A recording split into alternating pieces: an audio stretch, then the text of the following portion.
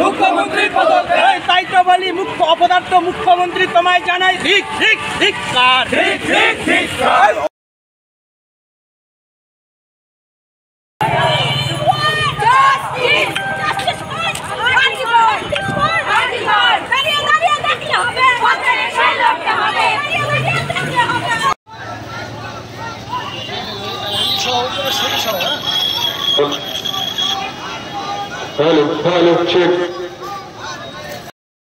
জনগণের একই স্বর, মা বোনদের একই স্বর, দাদা ভাইদের একই স্বর, কৃষক ভাইদের একই স্বর, ডাক্তার বাবুদের দাঁড়িয়ে দেখলে হবে, দাঁড়িয়ে দাঁড়িয়ে দেখলে হবে, ঠিক ঠিক ঠিক কর, ঠিক ঠিক ঠিক কর,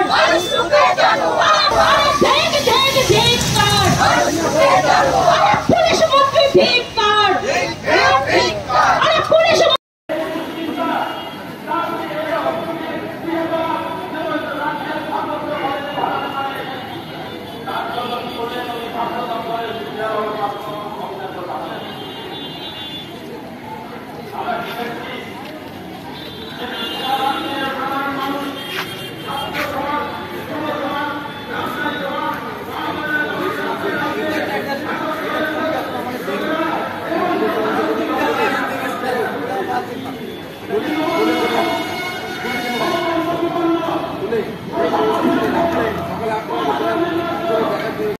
বন্দে মাতরম, বিজেপির আন্দোলন চলছে চলবে, আর্থিকর ঘটনার প্রতিবাদে বিজেপির আন্দোলন চলছে চলবে, নারী সুরক্ষার দাবিতে বিজেপির আন্দোলন চলছে চলবে, জাস্টিস জাস্টিস ফর আর্থিকর। জানেন 9 তারিখে আমাদের আর্থিকরের ঘটনার প্রতিবাদে ভারতীয় জনতা পার্টি একের পর এক আর বিভিন্ন কর্মসূচি রেখেছেন। থানাগ্রাম থেকে 12 ঘন্টা বাংলা বন্ধ, তার সঙ্গে আমাদের গত 2 তারিখ আমাদের ডিএম অফিসে ঘেরাও কর্মসূচি ছিল এবং আজকে 4 তারিখ আর সাংগঠনিক জেলার সাধারণ সম্পাদক তথা বিধায়ক কোম্পানির চিন্ময় বর্মন, জেলার অন্যতম সম্পাদক মুরলীধর সরকার উপস্থিত, জেলার একজন অন্যতম সম্পাদক আমাদের ভারতীয় জনতা পার্টি গাজল ব্লকের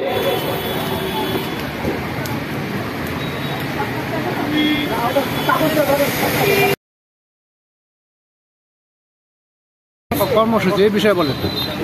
নমস্কার, আপনারা অবগত আছেন ভারতীয় জনতা পার্টি পশ্চিমবঙ্গ প্রদেশ যে কর্মসূচি নিয়েছে সেই কর্মসূচি অনুযায়ী গত 2 তারিখে আমরা ডিএম অফিস ঘেরাও কর্মসূচি করেছিলাম। আর আজ 4 সেপ্টেম্বর আমাদের বিডিও অফিস ব্লক অফিস ঘেরাও কর্মসূচি আছে।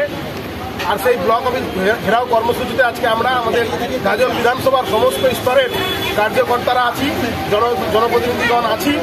এখানে নেতৃত্ব উপস্থিত আছেন আমাদের বিধানসভার কনভেনার বঙ্কিম সরকার, জেলার আমাদের সম্পাদক ঠাকুরদাস সরকার সহ জয়দেব সাহা এবং অন্যান্য নেতৃত্ব এখানে উপস্থিত আছেন।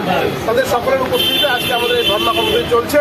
আপনারা জানেন যে আর্থিকর সহ বাংলার মধ্যে যেভাবে করে মা বোনেদের উপর অত্যাচার হচ্ছে তারই প্রতিবাদে ভারতীয় জনতা পার্টি আর এই লড়াইয়ে আমরা আপামর জনসাধারণকে চাই তারা যেন সচেতন হয়ে সজাগ হয়ে আমাদের এই লড়াইয়ে সঙ্গ দেয় এবং আমরা যাতে করে এই যে রাজ্যে যে একটা দুঃশাসন চলছে, রাজ্যে যে একটা মানে কি বলবো খুব ধর্ষণের সরকার চলছে, একজন মহিলা মুখ্যমন্ত্রী হয়ে আর মায়েদের মান সম্মানের ইজ্জতের দাম লাগাচ্ছে, এরকম মুখ্যমন্ত্রী পদত্যাগ করে যাতে করে আগামী দিন আর বাংলাকে আমরা সোনার বাংলায় পরিণত করতে পারি তারই লক্ষ্যে আজকে আমাদের এই ধর্ণা কর্মসূচি। কি বার্তা দেবেন? বার্তা একটাই আর্থিকরের মূল দোষী তাদের সকলকে ধরে কঠোর থেকে কঠোর শাস্তি দিতে হবে। যেভাবে করে গতকাল পশ্চিমবঙ্গ বিধানসভায় আর বিল পাস করা হয়েছে, আমরা বিরোধী রাজনৈতিক দল হয়েও সরকারের আনা সেই বিলকে সর্বসম্মতক্রমে 100% সমর্থন করেছি, সেই বিলকে কার্যকরী করে মাননীয় মুখ্যমন্ত্রীকে এই বাংলার বুকে যারা খুন এবং ধর্ষণ করবে সেই দোষীদের আর দৃষ্টান্তমূলক এবং ফাঁসি পর্যন্ত শাস্তির যে বিধান তাকে সেটা করতে হবে, সেই দায়িত্ব কালকে আমরা তুলে দিয়েছি।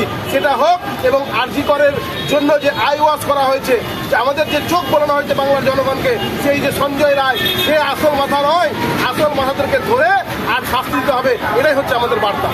এই যে কালকে যে সংসদে বললেন যে নরেন্দ্র মোদীর পদত্যাগের কথা বললেন মুখ্যমন্ত্রী, এই বিষয়ে কি বলবেন? দেখুন, আমরা লজ্জা, এখন আমাদের লজ্জা, বাংলায় আমরা জন্মগ্রহণ করেছি, বাংলায় আমাদের সবকিছু কর্মভূমি জন্মভূমি সব বাংলা আমাদের, কিন্তু বর্তমান মুখ্যমন্ত্রী আমাদের কাছে লজ্জার, কারণ তিনি বিধানসভার ভিতরে দাঁড়িয়ে যখন পশ্চিমবঙ্গের একটা জ্বলন্ত ইস্যু আর সরকারি একটা প্রিমিসেস আরজি করের মতো একটা নাম করা হসপিটাল যেখানে বাংলার মানুষরা আশা করে থাকে সেখানে গেলে তার প্রাণটা বাঁচবে, সেই সরকারি প্রিমিসেসে একটি জুনিয়র ডাক্তার যে 36 ঘন্টা ডিউটি করে আসার পরে বিশ্রাম দিচ্ছিল, সেই বিশ্রামরত অবস্থায় তাকে খুন এবং জঘন্যভাবে ধর্ষণ করা হয়েছে।